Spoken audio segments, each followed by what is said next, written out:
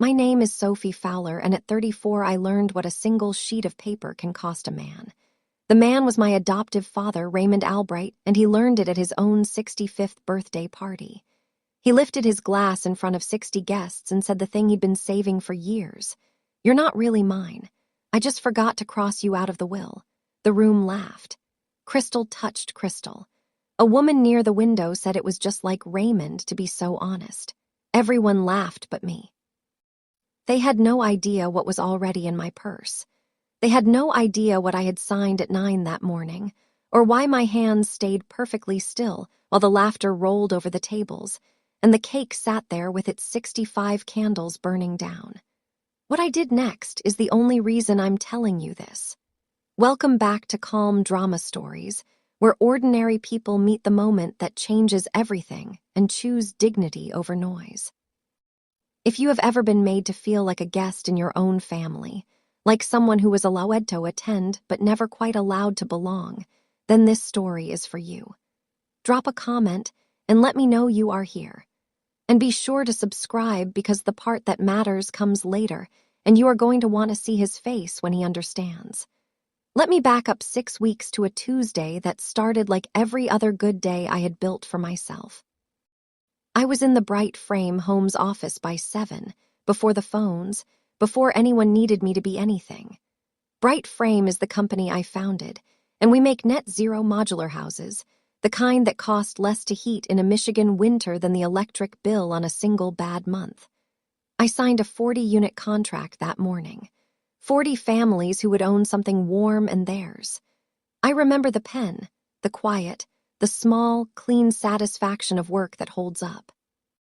Then my assistant set the mail on my desk and the envelope was on top. Heavy cream talk, my old name written in Diane's careful hand.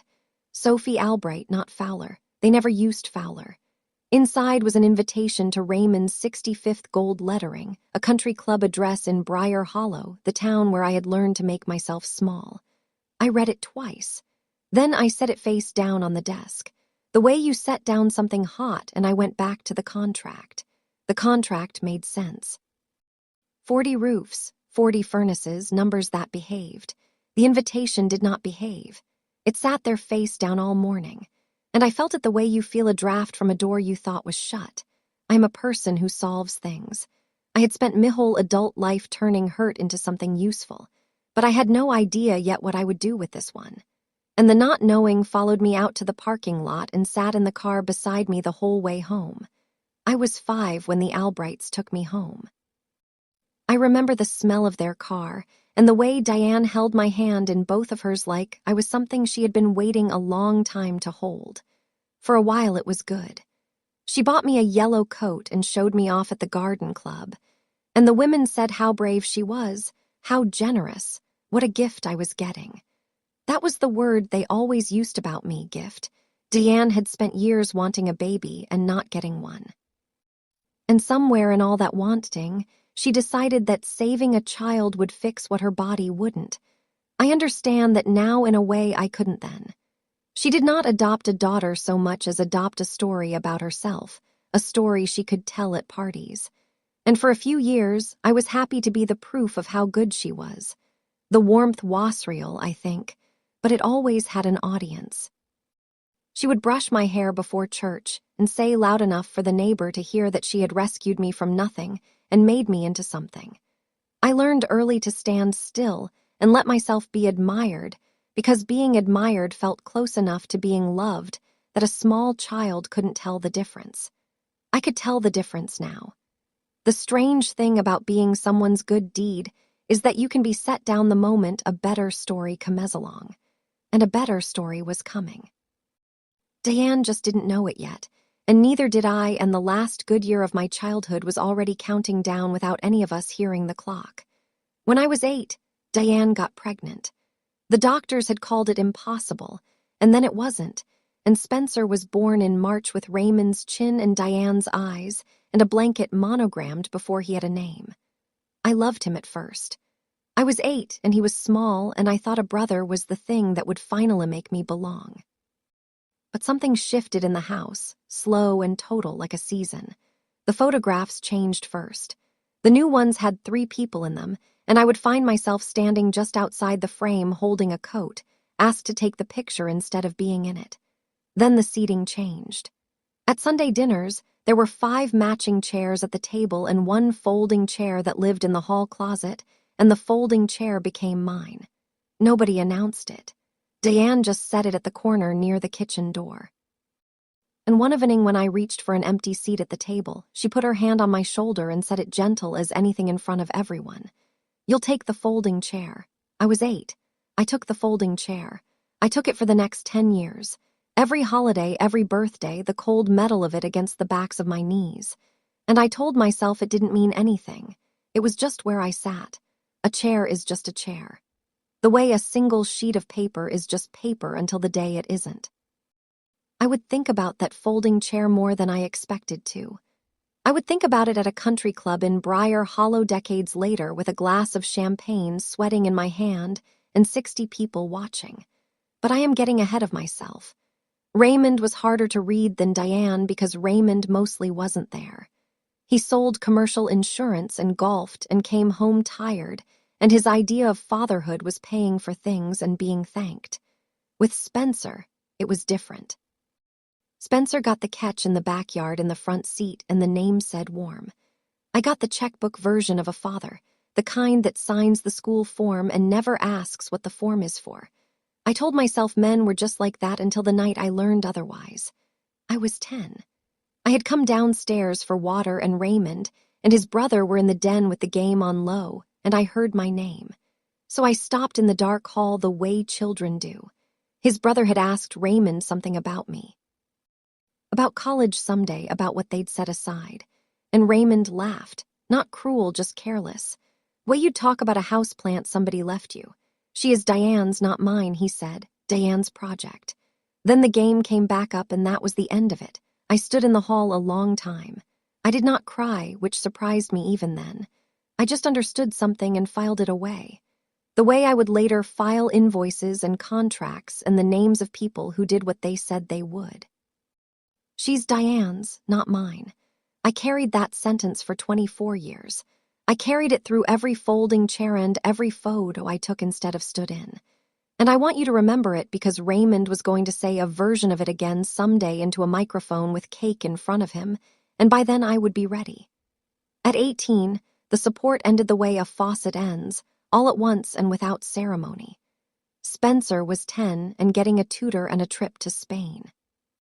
I got a graduation card with $40 in it and a sentence from Diane about how I was so independent. I'd be fine. I always landed on my feet. It wasn't a kindness. It was a discharge. So I packed what fit in 2 duffel bags and I left Briar Hollow. And here is where the story stops being sad because I refused to make myself pathetic for anyone, including the people who tried. I got a job framing houses. I was the only woman on the crew for 2 years, and I learned to swing a hammer all day and read blueprints all night at the community college. I learned that I liked building things that would outlast the people who built them. There was a phrase Raymond used to say at every family dinner, a thing he wanted so badly it had become a joke. When my ship comes in, we'll have Lawn Lake. Loon Lake was the big stone house on the water at the edge of town, the one with the boathouse, the one rich men in Briar Hollow measured themselves against. Raymond had wanted it his whole life and never once been able to afford it. I used to hear that phrase and think wanting was the same as deserving. It took me years on a framing crew, sawdust in my hair, to understand they are not the same thing at all. I stopped waiting for a seat at anyone's table. I started learning how to build tables. And somewhere in those years, without knowing it yet, I was learning how to build Lawn Lake, too. Bright Frames started in a rented bay with a partner who left after a year. And alone, I signed a loan at 27. The idea was simple and unglamorous. Build good houses in a factory. Ship them flat. Make them so efficient the heating bill embarrasses the old way of doing things. For 3 years, I slept in the office more nights than not. Then County Housing Authority took a chance on us for a 30-home development, and it worked. And the next county called, and the one after that. By 34, I employed 110 people, and the company was worth more than I let myself say out loud.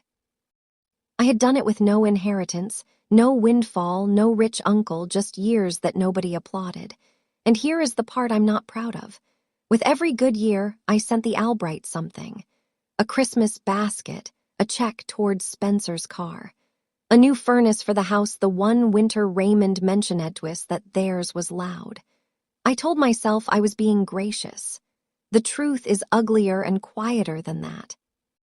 I had spent my whole life trying to buy a seat at a table that wasn't mine, and money was just the grown-up version of taking the folding chair without complaint. I was generous the way some people are generous, hoping that if I gave enough, someone would finally turn and say, "Sit here with us. You belong." Nobody ever did. I just kept building, kept giving, kept working past midnight in an office I owned alone, while the people I was trying to reach didn't notice and didn't ask. I didn't see the pattern then. I would see it soon all at once in a single screenshot. The phone rang 2 days after the invitation came, and it was Brenda. Brenda is Raymond's younger sister, and she is the one person in that family who ever treated me like a person and not a project. When I was small, she'd slip me the good cookies and call me kiddo and ask what I actually thought about things. She had argued with Diane Morthan once on my behalf, quietly in kitchens where it never changed anything, but at least meant somebody saw. "They really want you to come, Soph," she said. "Raymond's turning 65. People mellow. Maybe it's a chance." I sat with that. Maybe it was a chance. I'm a smart woman in most rooms, but families make you stupid in a specific way because the 8-year-old who wanted to belong never fully leaves. She just waits in the back of the chest for somebody to crack the door. "I don't know," I told Brenda. "I'll think about it." But I had already started thinking about it the wrong way. The old way. The giving way. I was thinking, what could I bring? Not a bottle of wine, not a card. Something that would finally be big enough. Something that would make Raymond look at me and revise the sentence he said in the den when I was 10. I lay awake that night doing the math of my own worth in dollars, which is a terrible way to fall asleep.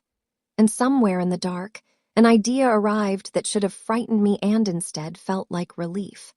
Lawn Lake, the house he wanted his whole life. I could give him the one thing he had never been able to reach. I had no idea yet that the gift was about to teach me something I didn't want to learn. I want to be honest about why I decided to go. Because the easy version makes me look better than I was. The easy version is that I went to make peace. The real version is that I went to win. Not loudly, not with a scene, but the way I win at everything, by being so undeniably good that the verdict has change. If I handed Raymond the deed to Lawn Lake on his 65th birthday in front of everyone he had ever wanted to impress, then the sentence, "She's Diane's, not mine," would simply cease to be true. He would have to claim me. He would have to in front of the whole club with the boathouse practically thrown in. That was the plan, and I dressed it up as generosity, and I called Brenda back and said I'd come. She was so happy she cried a little. I told myself her happiness proved I was doing the right thing. But under the planning, there was a hum I didn't examine. The hum of a woman about to spend $4 million to be told she was loved. I had done smaller versions of this for 20 years. The basket, the furnace, the checks. This was just the largest folding chair I had ever pulled out for myself. I didn't see it. You rarely do from the inside. What I saw was a beautiful gesture and a happy ending.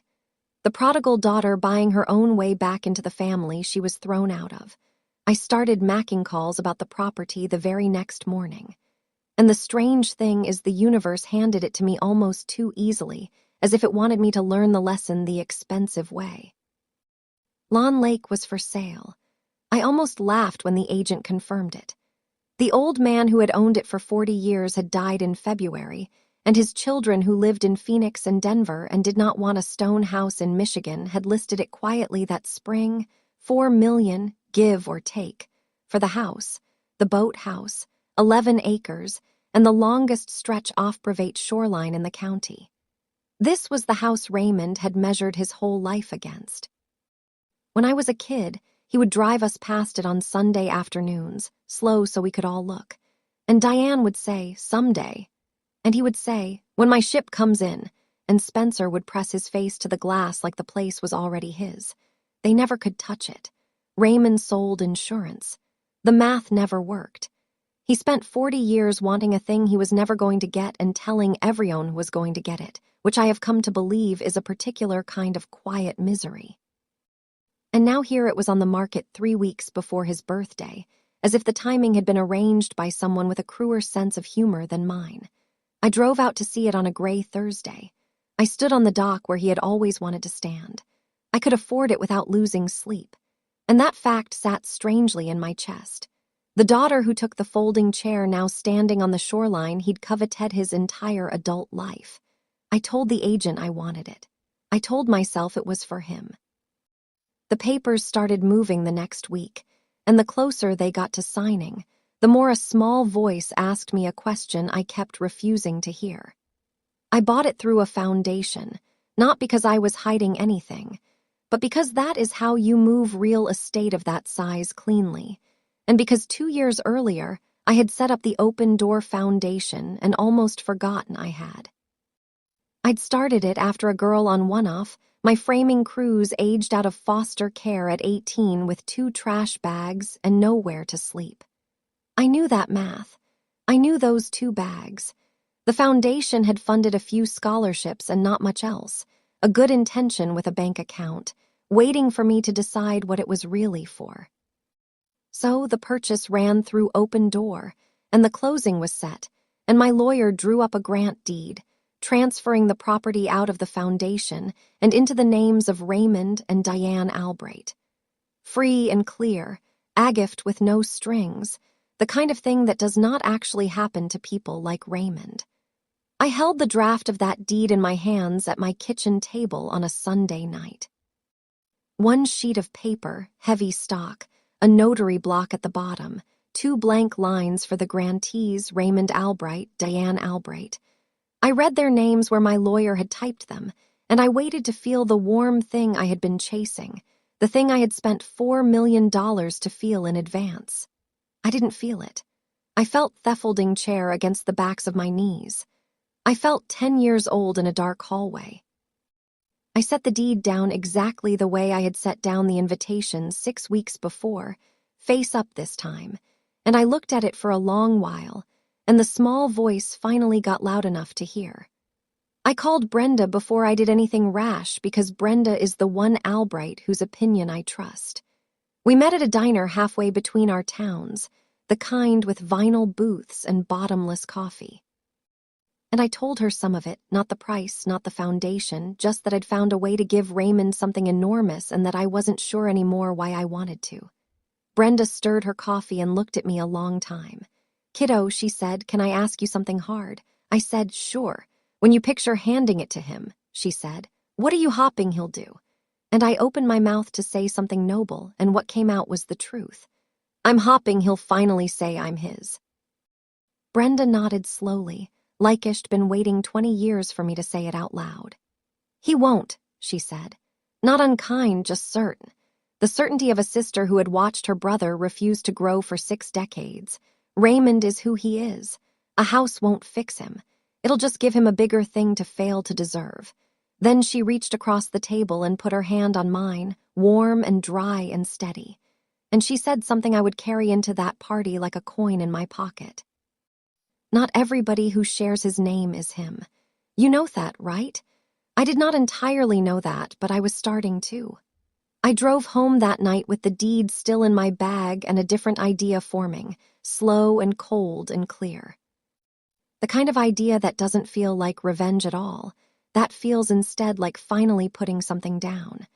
I just needed one more piece of proof before I let myself believe it. The proof came at a dinner I should never have agreed to.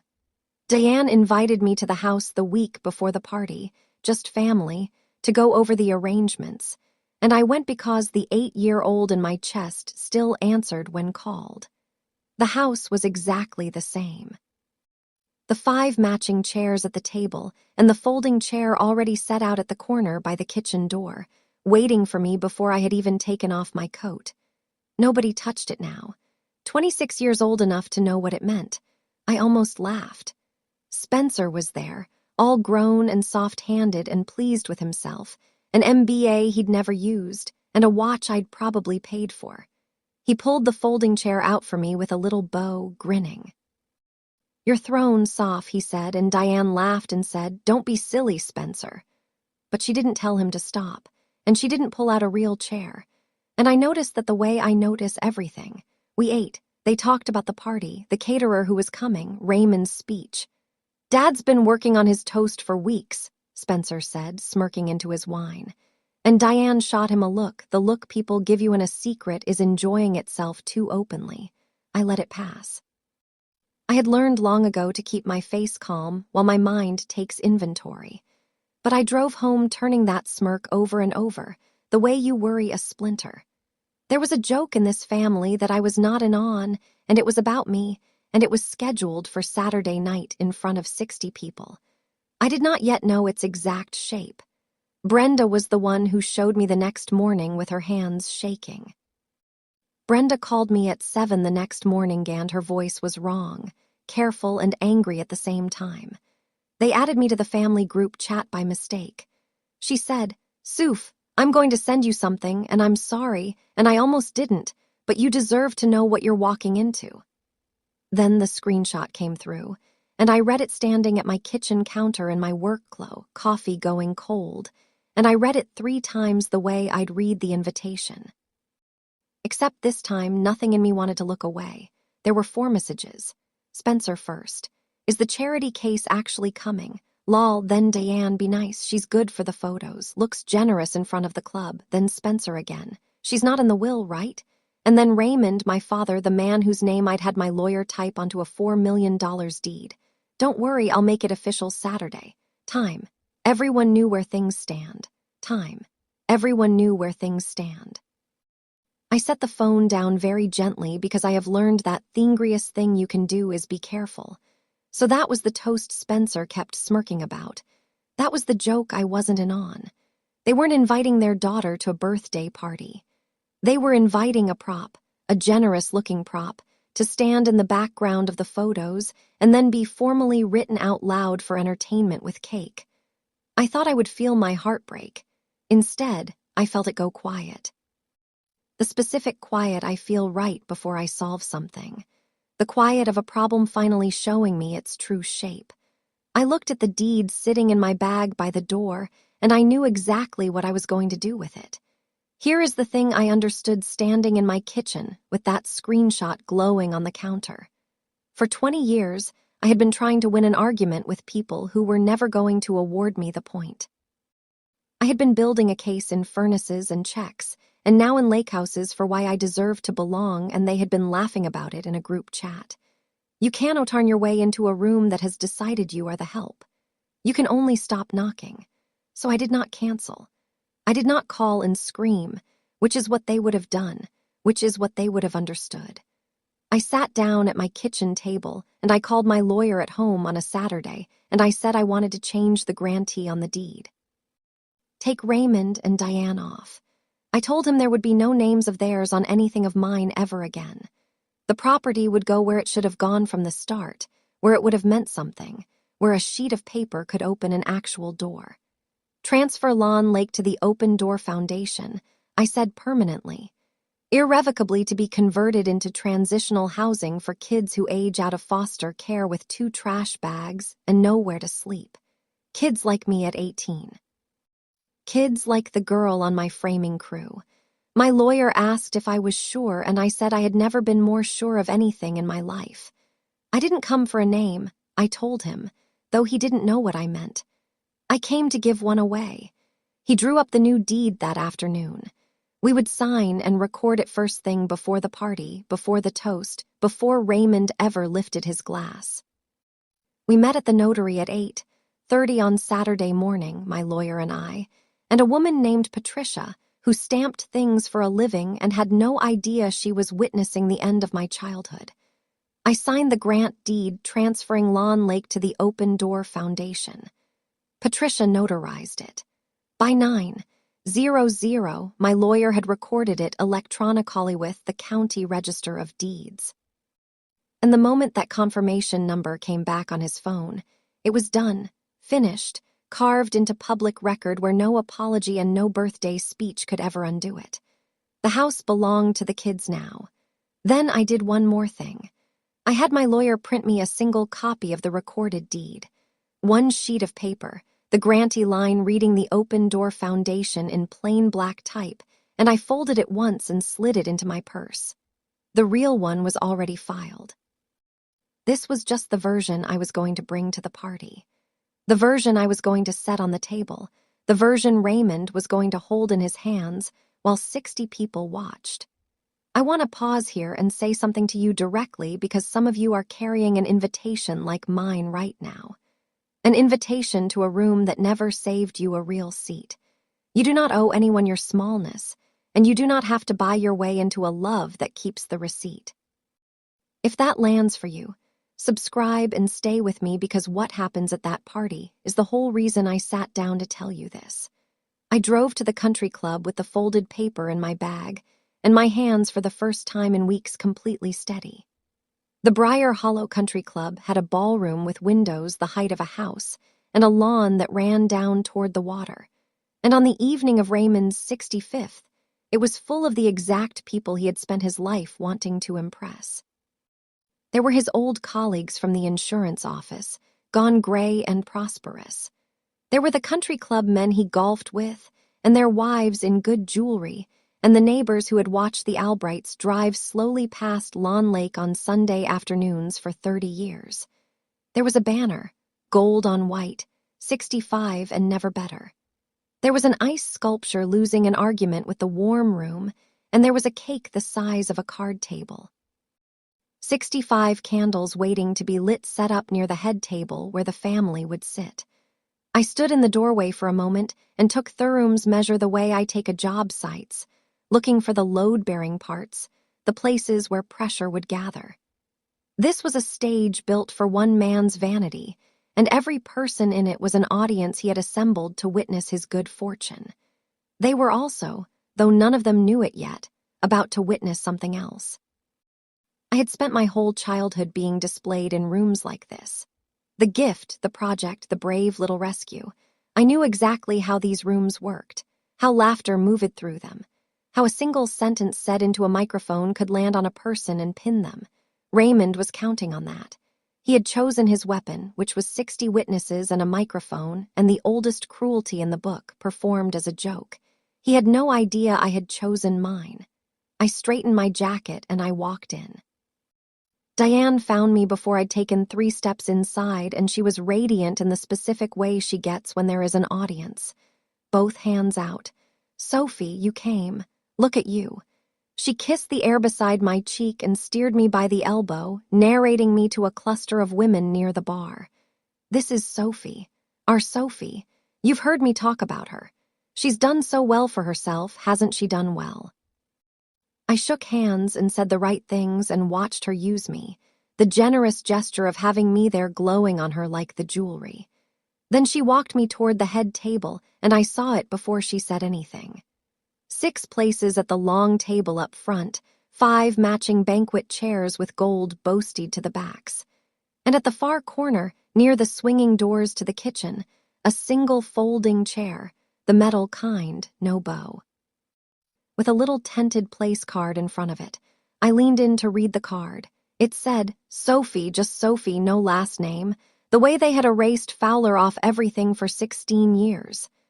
Diane saw me see it, and she had the grace at least to lower her voice. "We ran out of the good chairs, sweetheart," she said. "You won't mind. You'll take the folding chair." There it was again. The sentence from when I was 8, worn smooth from 26 years of use, handed to me one final time in a room full of people who would never know what it cost. I looked at the folding chair. I looked at the swinging kitchen doors behind it where the staff came and went carrying other people's dinners. And I smiled at Diane, a real smile, because I knew something she didn't. I was never going to sit in it.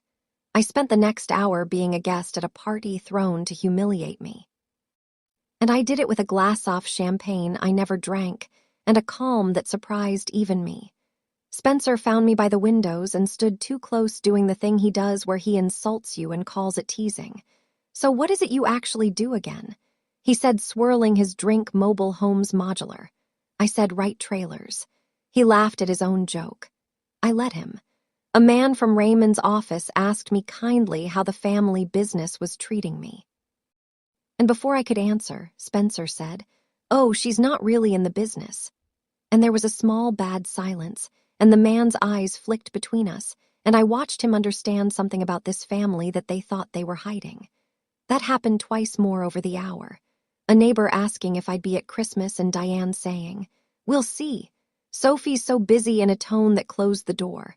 Someone's wife admiring my watch and Spencer murmuring that it was probably a knockoff. Loud enough. Each one was a little cut, the kind they'd been making my whole life. Too small to bleed, too many to ignore. The old me would have absorbed them, smiled wider, given more, tried harder to earn the warmth that was never coming. But I had read the group chat.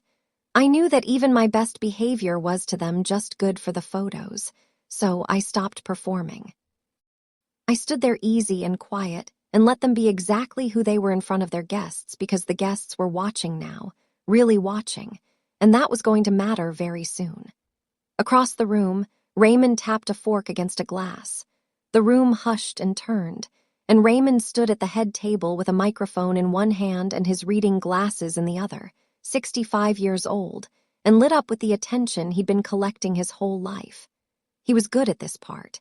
He thanked everyone for coming. He made a joke about his knees and a joke about Diane's cooking and a joke about how a man knows he's old when his accountant stops laughing. The room loved him. He talked about the insurance office, the early years, building something from nothing, which made me bite the inside of my cheek. Because Raymond had inherited the agency from his father and had never built anything from nothing in his life. He raised a toast to Spencer, my son, the future. And Spencer stood and took a small bow, and the room applauded, and Diane dabbed her eyes. I stood off to the side near my folding chair I had not sat in, holding my undrunk champagne, and I felt the speech bending toward me the way weather bends toward a coast. I could feel it coming. Spencer was grinning at his wine again. Diane had arranged her face into something expectant and pleased. Brenda across the room had gone pale and still, the only other person who knew what was in that group chat, the only one bracing.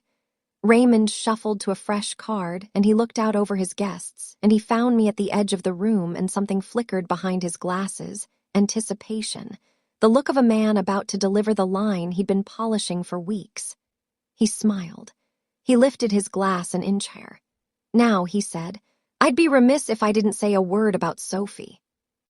Before Raymond could land it, something small happened that he didn't plan for.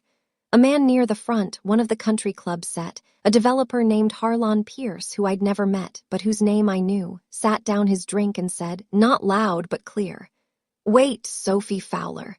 The room's attention wobbled. Raymond, microphone still up, said, "That's right, our Sophie," in a tone that tried to take her back, but Pice wasn't looking at Raymond. He was looking at me, and his face had opened into something between surprise and respect. "Your bright frame," he said. "You built the Hartwell development and the county net zero project." "It wasn't a question," I said. "Yes, that was us." "My firm bid against you on Hartwell," Pierce said with a short laugh, turning a little toward the room now, explaining me to the people who had spent the evening calling me a trailer salesman. "She runs one of the fastest growing home builders in the state. Net zero, the real thing. We couldn't touch her numbers." A murmur went through the ballroom. The particular murmur of 60 wealthy people recalibrating in real time. The neighbor who'd admired my watch was looking at it differently now. Spencer had stopped grinning. Diane's expectant face had developed a crack. And Raymond stood there with the microphone still raised and the polish headline still loaded, suddenly aware that the room had learned in the space of 15 seconds that the charity case at the corner table was the most successful person he had ever invited anywhere. He could have stopped. A wiser man would have stopped, let the moment pass, raised his glass to me, and sat down a winner. But Raymond had been waiting weeks to say his line. And pride is a current that only runs one direction. Cleared his throat and pressed on. Sophie's done well. That's true, Raymond said, recovering, smiling the smile that had charmed clients for 40 years, deciding to fold the surprise into his joke and write it. Done well for somebody who, let's be honest, didn't come from much. A few uneasy laughs. He was testing the ice. It held, so he stepped out farther. Now, some of you know the story, some of you don't. Deanne and I took Sophie in years ago before our Spencer came along, and we did right by her. I think everyone would say we did right by her. He paused, forth murmur of agreement, and got it because the room still wanted to like him. Then he delivered the line he had been saving, the line from the group chat, the line he thought was the funny capstone to a generous life. He looked right at me, and he lifted his glass and into the microphone in front of 60 people. He said it, but I'll tell you all a funny thing. We were redoing the will last month, and the lawyer asks about Sophie, and I had to think about it. He chuckled because here's the truth, sweetheart. No hard feelings, you're not really mine, I just forgot to cross you out. The room erupted. It was the laugh of people who have decided something is permitted. Loud and relieved and cruel. Glasses raised. A few whoops. Spencer's bri cutting through it. Diane laughing with her hand pressed to her chest like the wit of it had wounded her. The ice sculpture dripped. The candles burned. 60 people laughed at the orphan in the folding chair exactly as scripted. And in the middle of all that noise, I stood completely still and I felt for the first time in 26 years absolutely nothing they could reach. I set my champagne down on the nearest table. I did not slam it. I set it down the way you set down a tool you're finished with. Then I reached down and I picked up the folding chair. My folding chair, the metal one with the place card that said only Sophie. And the laughter started to falter as people noticed me moving. I carried it 3 steps, and I leaned it folded against the wall out off the way. The way you put away a thing you will never need again. Then I straightened my jacket and I walked toward the head table unhurried, my heels quiet on the parquet, and the room went from laughing to silent in the time it took me to cross it. The silence spreading out from my footsteps like ripples. Raymond's smile was still half up, the microphone still in his hand, his eyes following me with the first threat of uncertainty. Deanna half rose. Spencer said, "Soph, it's a joke, sit down."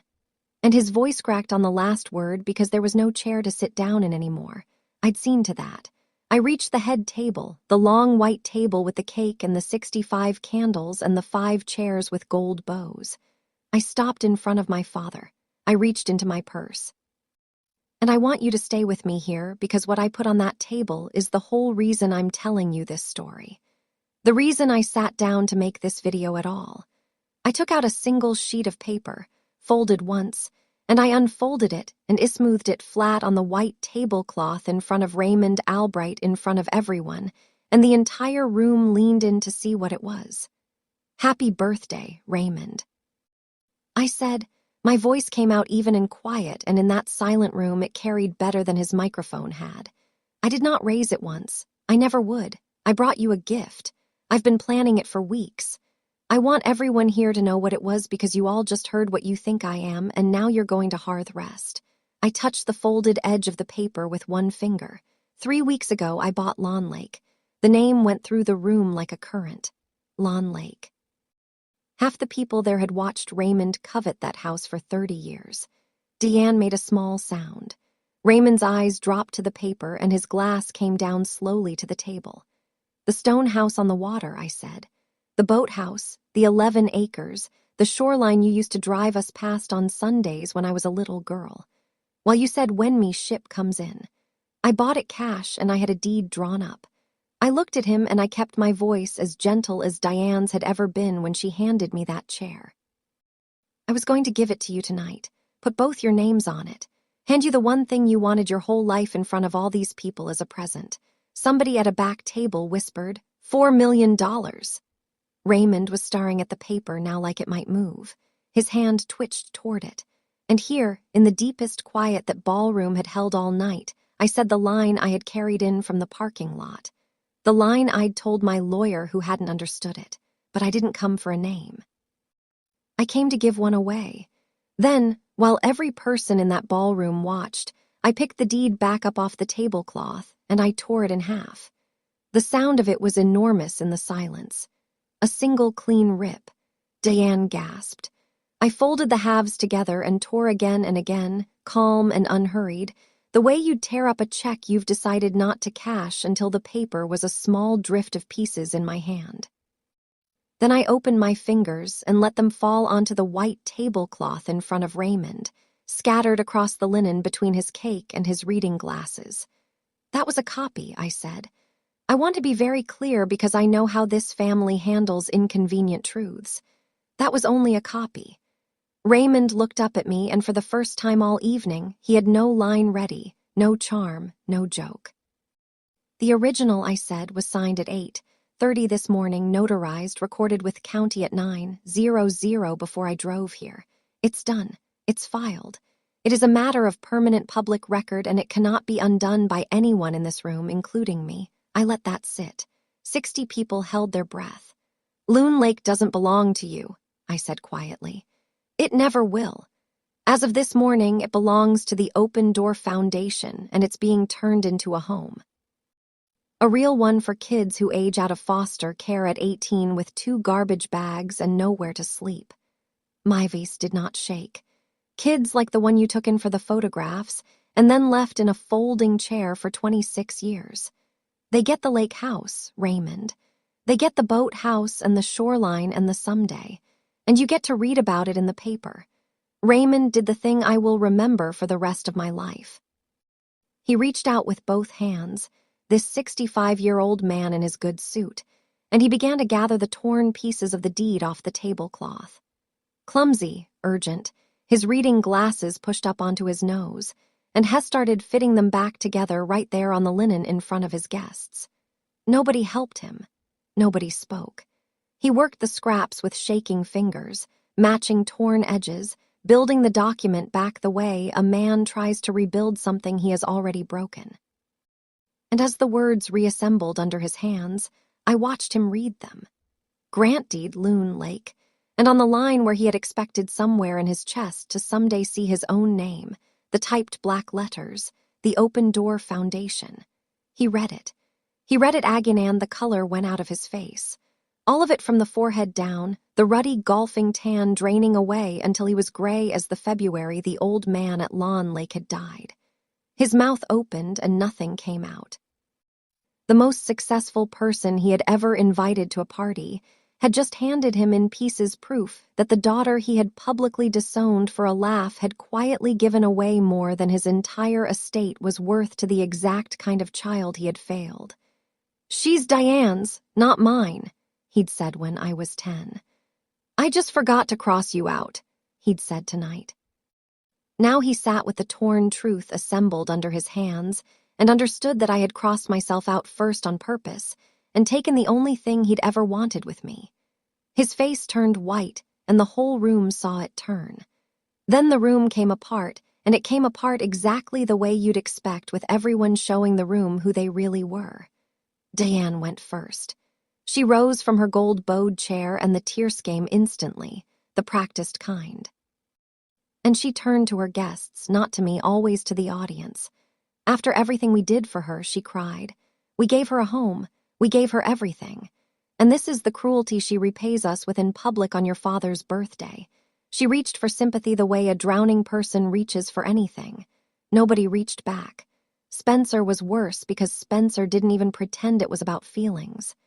"You can't just give away a $4 million house," he said too loud, his voice climbing. "That's insane. That's our that should have. You need to reverse that."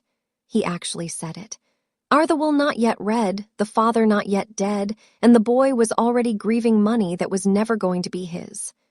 I looked at him and felt almost sorry, the way you feel about a thing that was raised wrong. And Raymond never stood up. He sat at the head of his own party with the torn deed assembled under his gray hands, and he looked up at me, and for one moment something real broke through. Something underneath the 60 years of performance. A flicker of grief so genuine it almost undid me. "Sophie," he said, Just my name. Horse, his eyes wet, and his hand lifted an inch off the table toward me. For that 1 second, he was a man who understood exactly what he had thrown away. Then Diane said his name sharply, Raymond, a command, and he heard it, and his hand came back down, and he looked away. He chose her. He always had. I stayed perfectly calm. I did not yell at any of them. There was nothing left to say at volume. I picked up my purse and I buttoned my jacket and I looked at the three of them one last time. Diane performing her wound, Spencer doing math, Raymond staring at the tablecloth. And I felt the strangest thing rise in me, which was not triumph and was not grief, but was something cleaner than both. The feeling of setting down a weight you have carried so long you forgot it had a bottom. I spent my whole life, I said quietly to Raymond, trying to get you to claim me, buying it, earning it, bringing baskets and furnaces, and almost bringing you a lake. And tonight you stood up in front of all your friends and told me who I am to you. I picked one torn scrap off the tablecloth, just one, and I closed it in my hand. So I'm going to believe you. You can keep the pieces. I already kept the part that mattered. Then I turned and I walked the length of that silent ballroom toward the tall windows and the doors beyond them. And the only sound was my heels on the parquet again. 60 people parting to let me through. Brenda was waiting near the doors, her eyes wet, and she put her hand on my arm, warm and dry and steady the way she had in the diner. "Atta girl, kiddo," she whispered. "Atta girl." I walked out of the Briar Hollow Country Club into a cool, clear evening, and the lake breeze came up the lawn to meet me, and I did not look back once. The folding chair stayed folded against the wall where I had left it. I have never sat in one since. The fallout was quiet and complete, the way the best kind is. The deed could not be reversed because there was nothing to reverse. The house belonged to the foundation lawfully, permanently, and the only people who could have contested a thing had no standing to contest anything because it had never been theirs. Spencer talked to a lawyer of his own that week, I heard. And the lawyer told him what mine had already known, that you cannot sue your way into a gift that was never given to you. The local paper ran the story 2 weeks later, a warm little piece about a self-made homebuilder donating a historic lakefront estate to house foster youth. And it did not mention the Albrights at all, which I think wounded them more than any accusation could have. At the country club, Raymond's standing did what status does when the story underneath it cracks. People are polite to men they no longer admire. Diane stopped hosting. Spencer moved to Florida. And Brenda, the one Albright who had treated me like a person, drove out to see the property with me that fall. And we stood on the dock where Raymond had always wanted to stand. And she told me she was proud of me in a way no one with that last name ever had. I never spoke to Raymond or Diane again, not out of hatred. I simply had nothing left I needed from them. And a boundary, it turns out, is just the absence of a door you used to keep knocking on. I went back to building houses. I let the 8-year-old in my chest finally go play. And the next spring, Lawn Lake opened its doors. We finished the renovations in March, almost a year to the day after the old man at Lawn Lake had died. And we made it net zero, of course, because I cannot help myself, and because those kids deserve a house that costs nothing to keep warm. 8 bedrooms, a real kitchen, a counselor's office, and a study room, and a long wooden dining table I had built myself in my own shop on weekends, sanding it down by hand. The first residents moved in the week we opened, 6 of them, teenagers who had aged out with nothing, the way I had, the way the girl on my crew had. On their first night, I drove out to make sure the heat was working and the pantry was full, and I stayed for dinner because they asked me to. There were 7 chairs at the long table I'd built, all of them matching, all of them good. A girl named Tasha, 18 and just aged out that month, the youngest of them, hung back by the kitchen door the way I used to, waiting to be told where the lesser seat was, already certain there was one. I knew that posture. I had invented that posture. I pulled out the chair at the head of the table, the best chair, the one with the view of the water, and I looked at her and I said, "This one's yours." She didn't believe me at first. They never do. Then she sat down at the head of the table in a house on a lake that a man had wanted his whole life and never deserved. And she looked out at the water that was hers now, and she smiled like she'd been let in from the cold. There was not a folding chair anywhere in the building. There never will be. I spent 30 years trying to earn a chair at a table that was never going to be mine. And the moment I finally stopped pulling out the folding chair and started building a longer one, I found there had always been more than enough room, just never at the table I'd been begging at. That's my story. One folding chair, one sheet of paper, and a lake house that finally belongs to kids who only needed a door to open. If this reminded you that you don't have to buy your way in Tonio's family or sit small in a room that won't save you a seat, take that as your sign. Share it with someone who needs to hear it. Drop a comment, hit subscribe, and I'll see you in the next one.